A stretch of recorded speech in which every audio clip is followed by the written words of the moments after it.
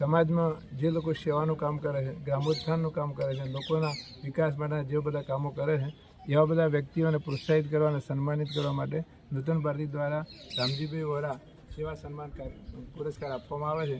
અને એ પુરસ્કાર આજે એ જ આવા જ પ્રકારના કામો કરતા શ્રી કનુભાઈ આચાર્યને આપવા માટેનો આ એક પ્રસંગ છે. સરસ, ખૂબ સરસ મજાની વાત કરી ડૉક્ટર સાહેબે. સર, આજના કાર્યક્રમ વિશે આપ શું કહેવા માગો છો? આપનું નામ શું sir? Kanubhai Acharya. Okay sir. આજે જે રામજીભાઈ વોરા સેવા પુરસ્કાર અર્પણ કરવામાં આવી રહેલ છે એ બદલ હું મારી ખૂબ પ્રસન્નતા વ્યક્ત કરું છું. રામજીભાઈએ એમના જીવનની અંદર સેવા શબ્દને છેક મૂળ સુધી પકડ્યો હતો અને એમણે જે સેવા કરી, એમનામાં જે કરુણા હતી, એમનામાં જે દયા હતી, એમનામાં જે ખુમારી અને ખુદદારી હતી, એની આખી ઘણી બધી કથાઓ છે, લખાઈ પણ છે.